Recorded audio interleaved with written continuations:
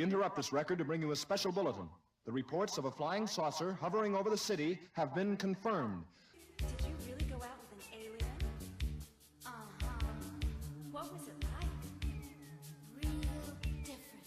Becoming Human, a Mork and Mindy podcast.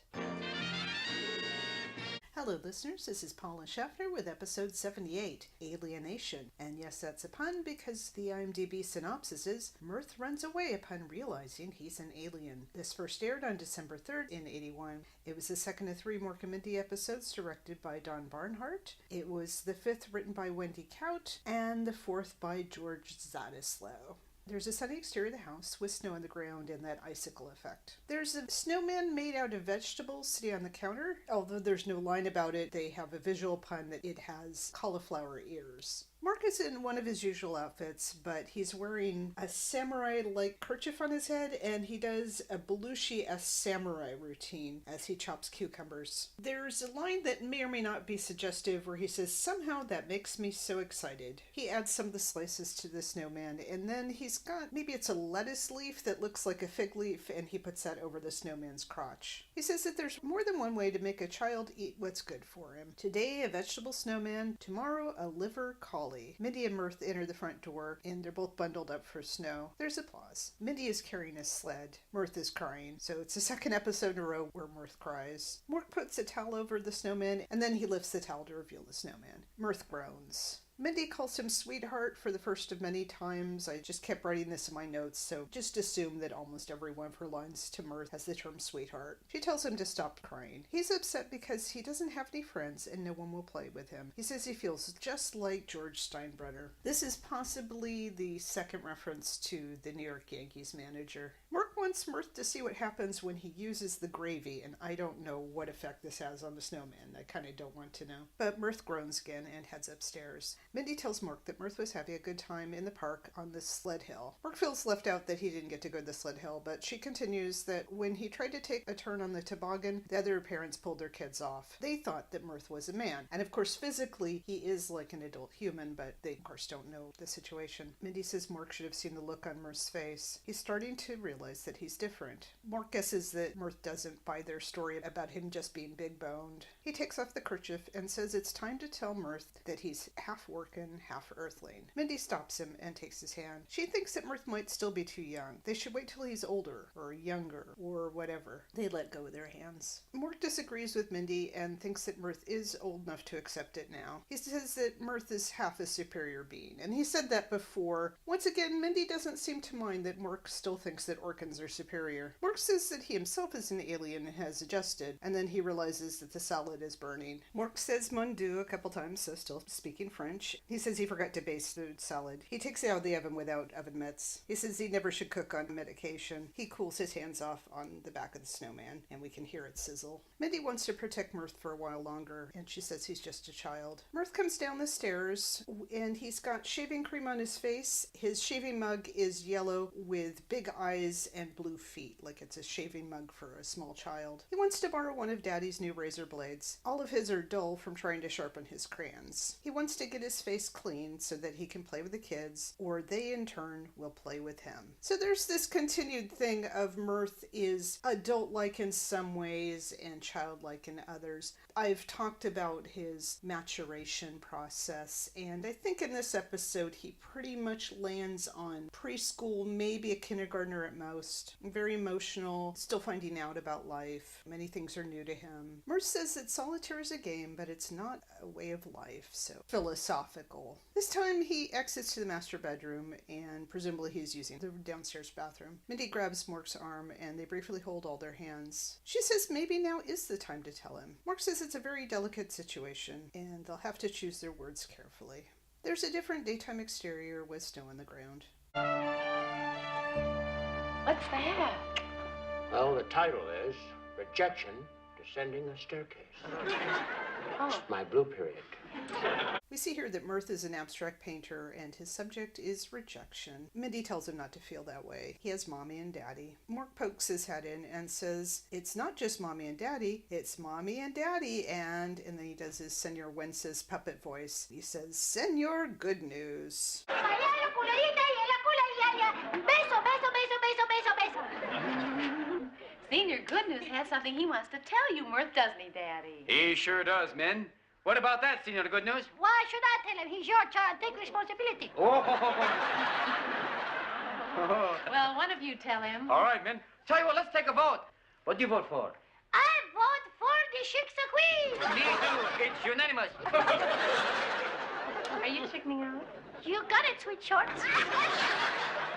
He says beso, meaning kiss. In this clip, you can see a little bit more of how they've redecorated the attic and they've made it more child-friendly with dolls and puppets and so on. It's not a hilarious episode, but I did think it was funny when Mork has Senor Good News ask Mork why he should tell him when Mearth is Mork's child and it's Mork's responsibility. Senor Good News calls Mindy the Shiksa Queen. So going back to that thing that started in season 2 of Mork calling Mindy a Shiksa. This is a more shippy episode than some this season. Not only is there a lot of Mork and Mindy holding hands, but he calls her Sweet Shorts. Mindy asks Mearth if he's ever noticed that he's not like the other kids. He says the other day in the market, he was the only one who couldn't get into the basket, the front of the shopping basket, not one of those little baskets you carry. I don't know if we really had those in the early 80s. She's about to tell him, but Mork takes over. Mork says that he himself is not exactly a hometown boy, and then he says he's from another planet. So we have the episode where Mork almost told Mearth, and then Mearth ended up thinking that Mork was a superhero. And I'd wondered, when did they tell him? I'd forgotten about this episode where it very much happens on screen. But Mearth doesn't believe him this time. He says that they shouldn't kid around with him. Mindy says Daddy isn't kidding. She goes over to a little chalkboard, and Mork says that she's using visual aids. She draws a circle, and Mork says it's the letter O. She labels it E for Earth. She says she and Mearth were born there. She draws some dots and connects them to another circle, which is millions and millions of miles away. Again, I don't know if they're consistent about the distance. This other circle is the planet Orc, and she labels it Orc.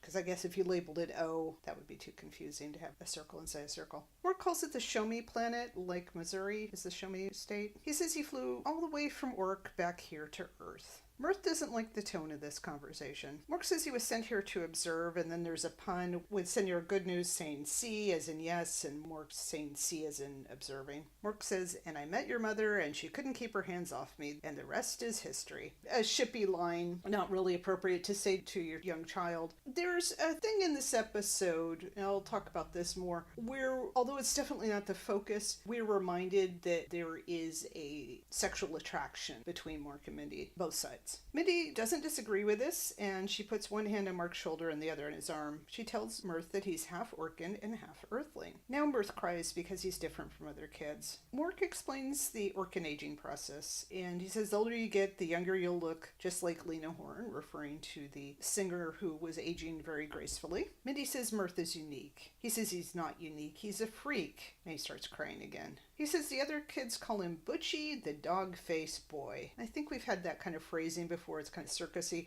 I can tell you little kids didn't talk like that in the early 80s. Maybe in the early 30s. Now Mindy puts one hand on Mearth's back and the other on his arm. She says that on Orc, all the kids look just like Mearth. And of course they don't any more than all adults look alike, but her point is that all the kids on Orc look middle-aged. She says that someday Daddy will take them there. Mearth wants to go now. Mindy says they can't go right now because Mearth lives here with them and Grandma and Grandpa. And I thought that was interesting. That could have taken the path that, okay, one way to get him to accept his Orcan heritage is to plan a little trip to Orc. That's not really much of an excuse of why they can't go, unless there was some sort of rule that children can't travel when they're that young. Senor Good News adds that Mearth is also living with him with the little stupid balls on his head, and I didn't know if that was meant suggestively, balls. The puppet babbles until Mindy goes over and covers its mouth. Mearth doesn't understand why he has to be different. Mindy says being different isn't bad. Mork says it has its good side. No jury duty, no vaccination mark, so I guess because he wouldn't be vaccinated against Earth diseases, but I mean, he's still half Earthling. Mork says that Orcans can do wonderful things like this. He points and makes the egg bed spin. This actually upsets Mearth, and Mindy says that Mork is scaring him, so Mork stops. Mindy says she knows it's hard for Mearth to understand now, but later he'll see that he's very unique, and that there's no one like him in the whole universe. And I think she's missing the point. He's not seeing this as special. He's seeing this as he doesn't want to be different from everyone else. Mork says, we love you, little half and half pint. And I didn't know if that was Little House on the Prairie reference, how Pa would call Laura Half Pint. Mearth says this all has gotten terribly heavy for him all of a sudden. He wants to be alone. Mindy says they'll be downstairs if he needs them. Mork and Mindy walk away. Mork tells Mindy it's probably harder for Mearth to understand this than an episode of Hill Street Blues. And I'd forgotten that Hill Street Blues and Mork and Mindy actually overlapped. And I wasn't sure exactly what the line meant, but maybe just that the plots were more intricate. Mork and Mindy take each other's hands as they leave. There's another sunny but snow-covered daytime exterior of the house. Man, I love it when you wear just the hat. Animal. This is definitely an example of what I was talking about, that there is still this attraction between them, although it's not the focus. We are pretty much told that they are still boinking. We can see that they're wearing matching nightshirts, and that will be an ongoing thing in this season. Interestingly, hers is labeled hers, but his is labeled mine, as if to emphasize that he had this first. He says that he likes it when she wears just the hat, as in the nightcap, so implying that she was otherwise naked, and she calls him an animal, so he growls and meows. Mork calls upstairs that it's breakfast time. So this is the next morning, and we'll shortly find out that Mearth left, and I guess he did it during the night or earlier in the morning when they were fooling around. He goes upstairs. She puts a large bowl labeled Mearth on the dining table, but Mearth isn't in his room. Mork comes back downstairs with the chalkboard, which he says was in Mearth's bed. We can see 3 stick figures, but the one in the middle is fat and crossed out. There's the word adios, so again, Mearth knows a little bit of Spanish. Mindy says she knew they shouldn't have told him he's an alien. At this point, Mindy seems to be right. As the episode goes on, it's a little more ambiguous. Mearth has run away, not unlike his father. Mork says to be calm, and he'll go look for Mearth. He calls her Little Pooter, so that pet name, and he says we Orcans have a way of communicating with each other. Then he opens the front door and bellows Mearth's name twice, and then he yells, "Where the hell are you?" It's not as if he was able to summon Mearth, although I think if Mearth had been trained and knew more about his background, there probably is some way that he could contact him, just like he's able to contact Orson millions and millions of miles away. In the next scene, Mork is now dressed in his other usual outfit, the one with the black and orange shirt, and he's pacing in Mearth's room. He picks up one of 2 large bronze shoes, like the bronzing baby shoes, which I think we've had on this show before, and he says no one's ever going to be able to fill his kids' shoes, so literally and figuratively. He says if they had these shoes on the Titanic, 4 more people would have lived. And my thought was, well, wouldn't the bronze shoes sink to the bottom of the ocean? But I guess he means they're as big as lifeboats. Mindy enters, and she's got a gray scarf and kind of brown and gray sweater. I haven't really been tracking her perm. I've meant to do that, but this is the episode where I first really noticed that it is fluffier than in the first 3 seasons. I'm not sure when that started. It seemed pretty puffy at her class reunion, but then they had all the tendrils and everything for the flashback. Anyway, I like it. I remembered really not liking her perm, but it looks okay here. Mindy goes over to Mork and takes his hands. She says, we've looked everywhere and we just can't find him. At this point, I didn't know who we were. And the thing was, Mork had said that he was going to look. Well, Mindy stayed home, but apparently at some point, Mork is staying home and Mindy went out looking. She says they'll have to call the police. Mork says no way. If they find out that Mearth is their child, they're going to lock Mork and Mindy up. And Mork isn't eager to see a Johnny Cash concert as a reference to how Johnny Cash would perform in prisons. This had come up earlier in the season about how if people found out that Mearth was half alien, this would cause problems for the family. We will get back to this later in the season. Luckily, it's not really an issue because of, ironically, who Mearth runs into. Fred enters to applause. He's wearing a cap, an overcoat, and a scarf. He saw Mearth at the airport. Mork says if it was at the coffee shop, he's probably still waiting for service. Fred says that he was with those cult people in the black robes. Mindy guesses that these are the Utopians, and we'll find out that this is a very ironic name for them. The Utopians wouldn't let Fred speak to Mearth, so Fred called a cop who told him that Mearth was a grown man who could do whatever he wanted. Again, the problem that Mearth is a child who doesn't look like a child. Fred saw them drive Mearth away in a van. Mork Mork wants to use the Jeep to go find Mearth, so that was the first reference to the Jeep in a while. Mindy says it's not going to be easy. She did a piece on the Utopians, presumably for the TV station where she works. Fred says the Utopians brainwash people until they give up everything. Mindy says including their identities. Mork says it sounds like a cult they had on Orc called Rosarians, and I didn't know if that was like Rosicrucians. At first when I watched the episode today, I thought he said No-Sarians, which I thought was pretty funny. The Rosarians can't get the starch out of your dry cleaning. I didn't really get that, but whatever. Fred says if they can't call the police, what can they do? Mork says nothing will stop him from finding his child, except he doesn't know where Mearth is. Mindy says the Utopians have a retreat up in the mountains, not too far from here. It's protected like a fortress with barbed wire and guard dogs. My guess is Mork didn't actually see Mindy's report, although Fred did.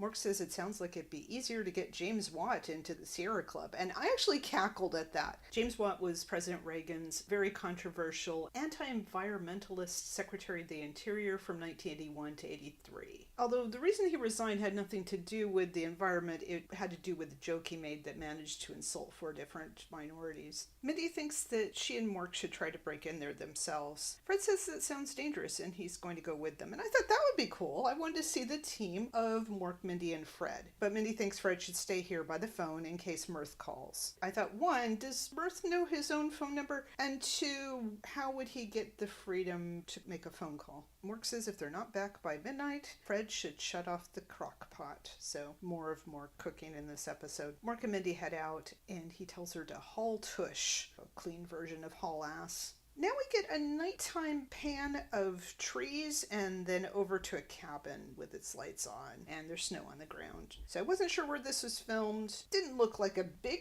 retreat, but it could be one of several buildings. They're a little bit vague about all this. And no, we don't see any barbed wire. In voiceover, a man tells the Utopians to welcome their new brother. The man is revealed to be the leader, and he is very obviously John Larroquette, and I'll talk about that a little bit. He's got his arms on Mearth's shoulders. Richard Mole is standing right behind him. I think this was the first time that the 2 future Night Court stars worked together. To some degree, they're cast to type. I'll talk about that a little bit. This is as good a time as any to go into their careers briefly. John Larroquette is playing a character named Baba Hope. So pun on Bob Hope, because all of these characters have Baba, because it sounds cult-like. He turned 34 shortly before this episode aired. As of this recording, he's still alive. His first credit is actually as narrator of the original Texas Chainsaw Massacre, which I've never seen. In 1981, he was still paying his dues. I would have seen him on a 1979 Three's Company episode. Richard Mole, who we'll find out is playing Baba Gentle, which isn't really a pun, but is meant to be ironic because he's this big guy who's not particularly gentle. He was then 38. He died in October of last year. His first credit was as Joseph Smith in a movie called Brigham. And like John Larroquette, he was playing his dues in the early 80s. And in fact, he had done a Happy Days episode in 1979 and 2 Laverne and Shirley episodes in 81. His last credit was in 2018. I'll say right now that they both give these 2 roles their all. They do what they can. I mean, it's not great roles. I think, for instance, the David Letterman role in season 1 was much better and memorable. There are about a dozen other people. They look like they're in their 20s or 30s. Everybody is in black robes with red hearts. Because Baba Hope is the leader, he's actually got 3 hearts. Mearth is also in these robes. He's holding a flat teddy. The leader says Baba Swell, meaning Mearth, has taken his first steps to a life of eternal devotion, which reminds him their love is strong, but candle sales are slipping. So I guess that's part of how the cult raises money, is by selling candles. The leader says he wants everyone to go their separate ways and meditate on the color green. And I didn't get that at first because I was like, well, but they're wearing black and red, but he means green as in money. They all exit except for Mearth, the Larroquette character, the Mole character, and a woman with a pencil and notepad who apparently is their secretary, because all cults have secretaries? I don't know. Mearth tells Baba Hope he talks pretty. Now, Baba Swell, it is time for you to rid yourself of all your worldly possessions. Jewelry, money, second trust deeds. Really don't have any of those things, but I have Bonzo. He's thin. That's because I slept on him about 6 times. Is that all? Not quite. I have A half a yo-yo. It's a yo. Never mind. You go. Continue training with your love broom. Eventually, you'll get your full heart and graduate to busboy on steak night. I don't believe I caught your name. My name is Baba Gentle. I knew it. Oh, Papa Gentle. Bye-bye, Bonzo. Bye-bye, yo. Some outsider tried to interfere with us, taking him at the airport. To avoid any trouble, we're shipping him out tonight to our Oregon retreat. We have a worker convert, and we're keeping him.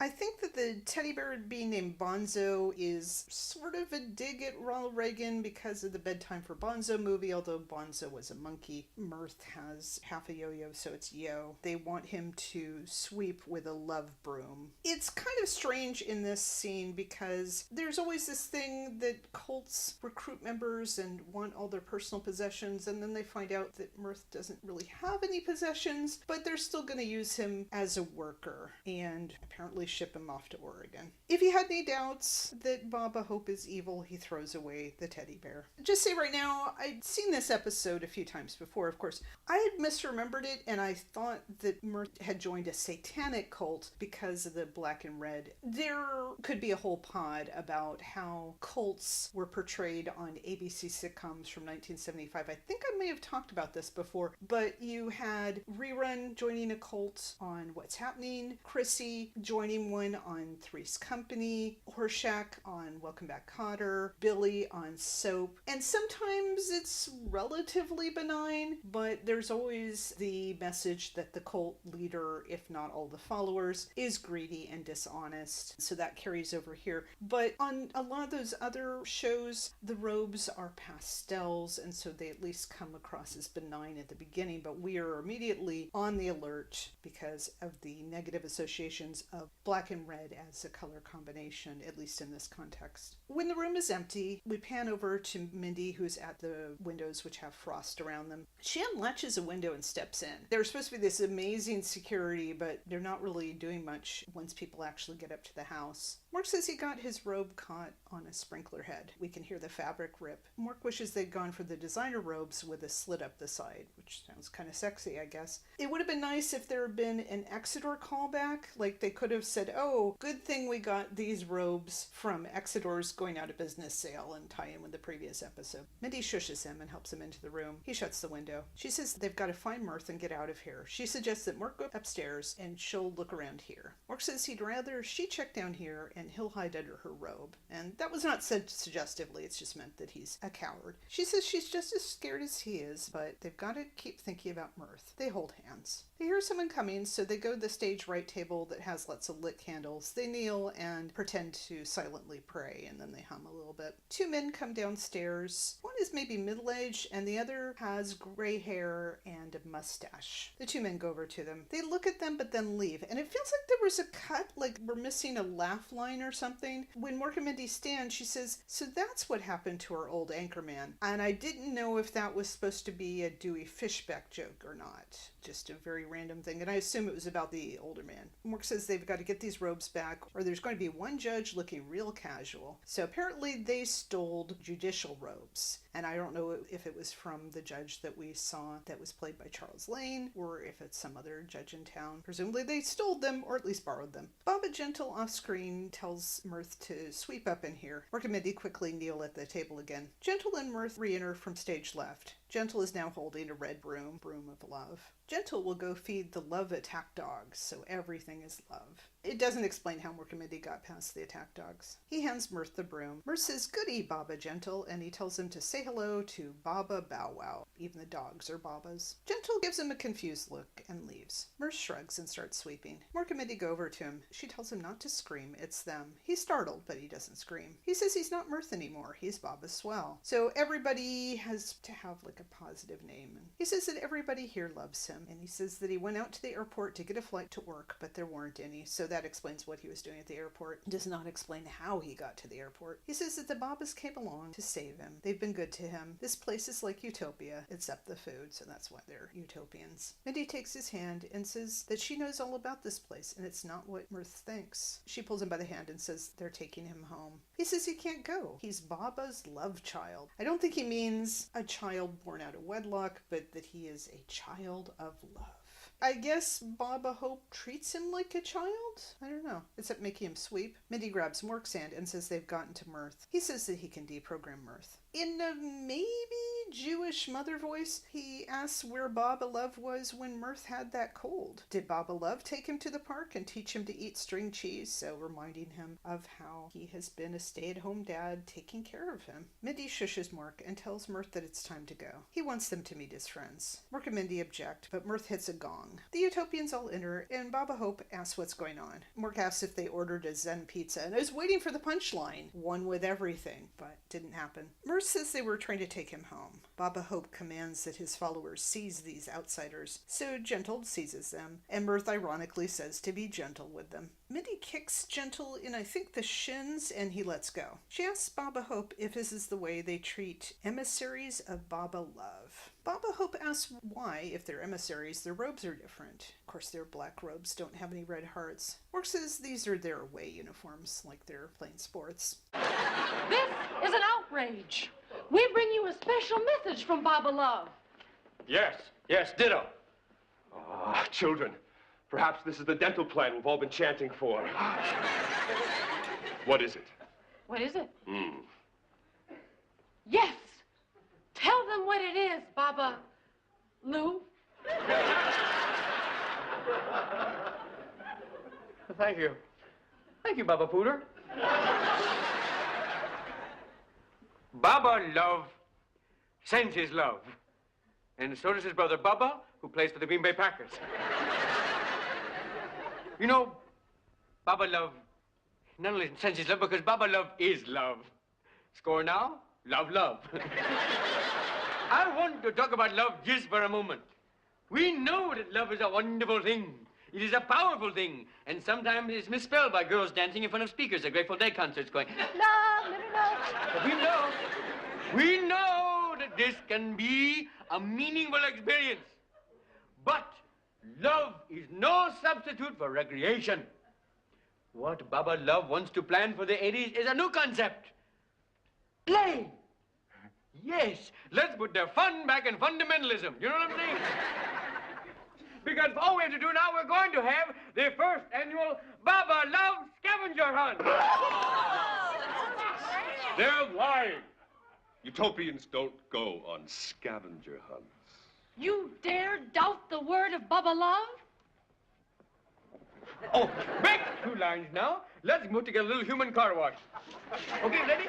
Area very much. Now we must decide what we are going to look for in our scavenger hunt. Okay? Here's a list of things we'll all be looking for. Number 1, one burning or badly charred bush. Also one partially hidden truth, some new or used karma, anything else you can find. 1 copy of The Prophet, autographed by Sean Cassidy. 1 pair of Naugahyde woman's panties. Now, first couple back wins a dinner for 2 at Baba Love's House of Prayer and Ribs. So, good luck, happy hunting, and be here now. If not, get there later. Don't move. Whoa, you're really generating some negative energy here. I think what you need is a sign from Baba Love. Whoa! You got it.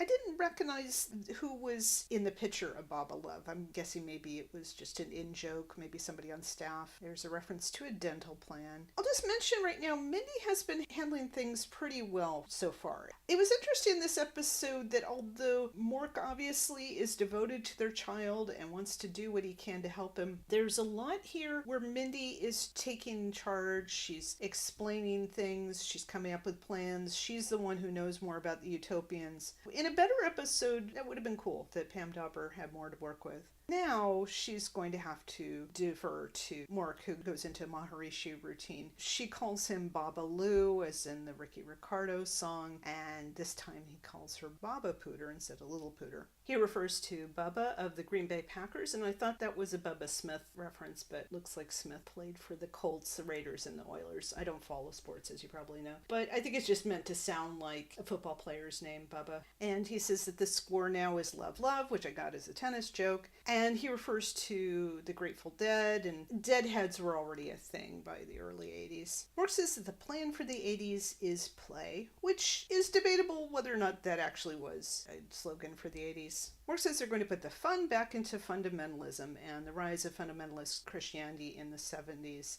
was definitely something that Robin Williams would parody. We can see that Baba Gentle looks eager and even jumps up in the air in excitement, while Baba Hope is more skeptical, and that's what I meant about how these characterizations feel like a bizarro version of what we would see on Night Court. He says that they're going to have a scavenger hunt. Some of the items they'll be looking for are one burning or badly charred bush, so Bible reference, a partially hidden truth, so abstract, and new or used karma, so pun on car, and The Prophet by Khalil Gibran, signed by Sean Cassidy, who I think by 81 was less of a teen idol than he would have been 2 or 3 years earlier, but definitely a name people would still recognize. Mork also refers to one pair of Naugahyde women's panties, so first mention of Naugahyde in a while, slightly naughty line. And we get Be Here Now, if not Get There Later, which he has said variations of in the past, and then we get a bit of his surfer voice. The John Larroquette character is skeptical, but all it takes is sudden red flames in the fireplace to convince him. He doesn't wonder how Mork does this. So Baba Hope says that the Babas A through M should follow him, and the rest of them are on their own. They all quickly file out. So I don't know if they're afraid or if they actually want to do the scavenger hunt.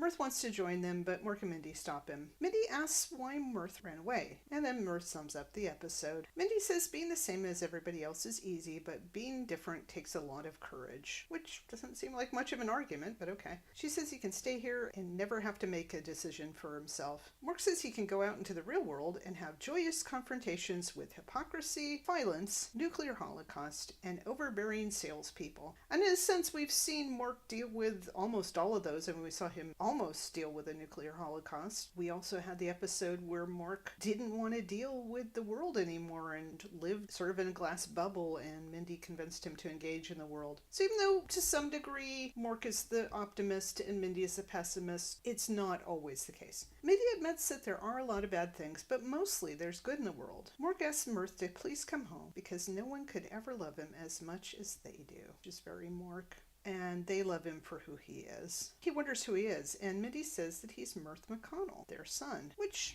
is okay answer to give to a preschooler. I mean, I hope he will become more than just their son as he gets younger. He agrees to come home. They say that they'll let him keep his robe, but both say no to the scavenger hunt. He says he was just testing them. He drops the broom and tells it bye-bye. There's a nighttime exterior of the house with snow on the ground. In voiceover, Mearth says that it's good to be back in his warm little egg again. He's lying in the egg bed, and he's wearing his own nightshirt and cap, but his shirt says ours. So it's sort of like yours, mine, and ours, but it's mine, hers, and ours. He's holding Bonzo, so I guess they were able to rescue Bonzo from the trash. Mindy tells him goodnight and kisses his forehead. She tells him that if he ever has problems, he can come to them. He doesn't have to run away. They're his family, and they love him. He says, thank you, Mommy. Mork says goodnight, kisses his own hand, and then puts it on Mearth's forehead. Mindy chuckles. Mork and Mindy take hands and start to leave. She tells Mearth to go to sleep. He says he will. Then Mork and Mindy turn, and she says it's so nice to have him back. She puts an arm on Mork's shoulder and says it's great to be a family again. So we've seen this journey over the last several episodes where Mindy was a very reluctant parent, but now maybe because she saw their child get hurt and she had to comfort him and then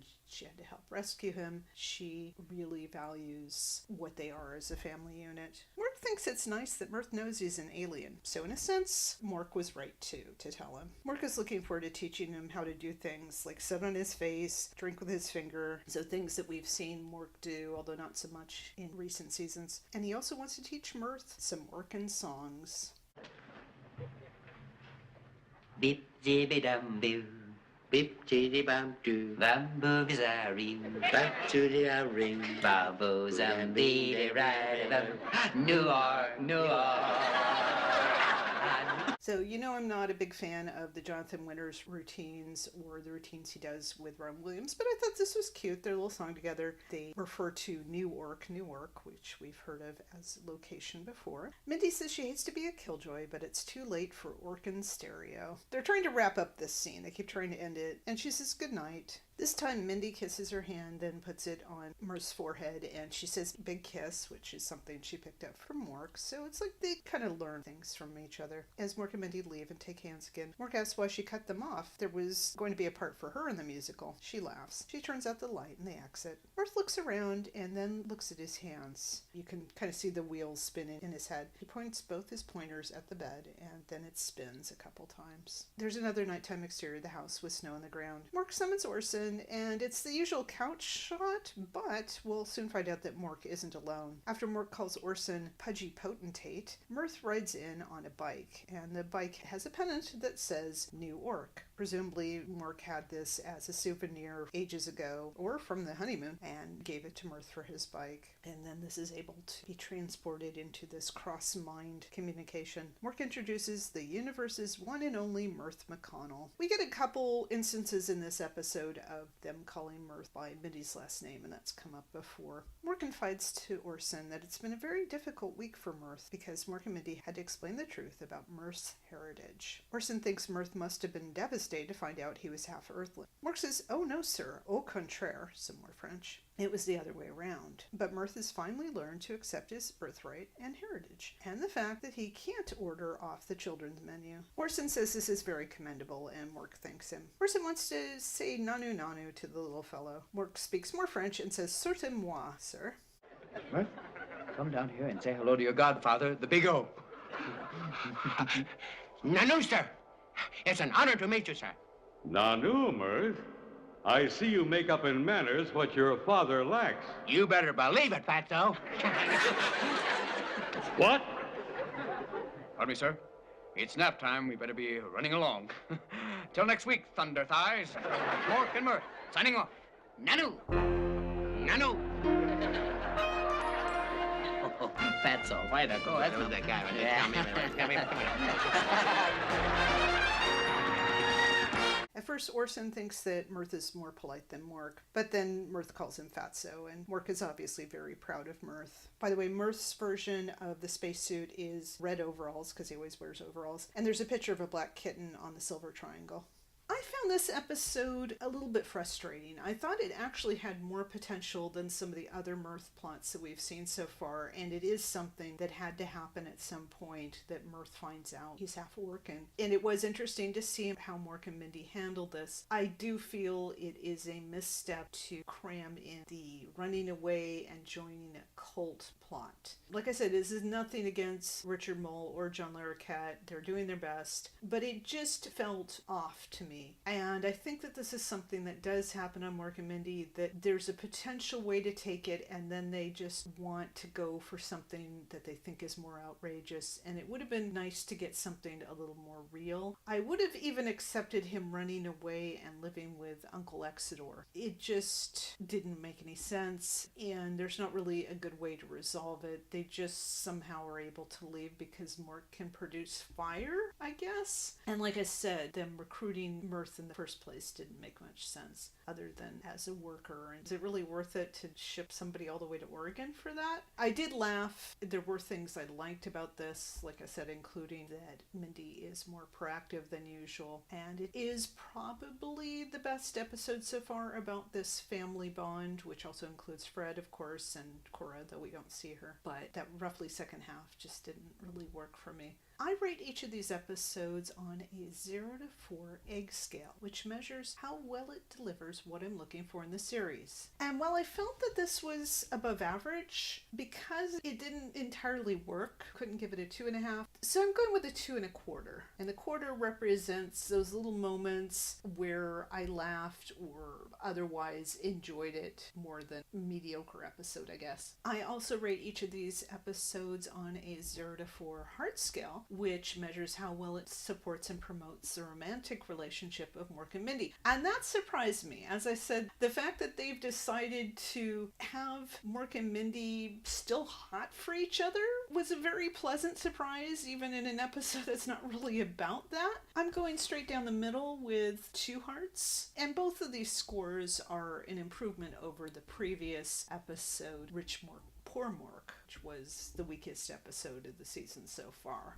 Whether I'd recommend watching this, I kind of feel like you do for continuity. There is that novelty of seeing Richard Mole and John Larroquette in these surprising roles and robes, but maybe set your expectations a little bit low. It would have been nice to see this with maybe a few more drafts, some cuts here, some things expanded on there. Now we can go forward. Mearth knows what is that going to do to him, to his family, to the series. He's still very young. He's acting like a preschooler. There's no moment in this episode where they say, but don't tell anyone. We'll see if that has consequences or if people will find out otherwise. 2 1/4 eggs, 2 hearts. This is Paula Schaffner with episode 78, Alienation.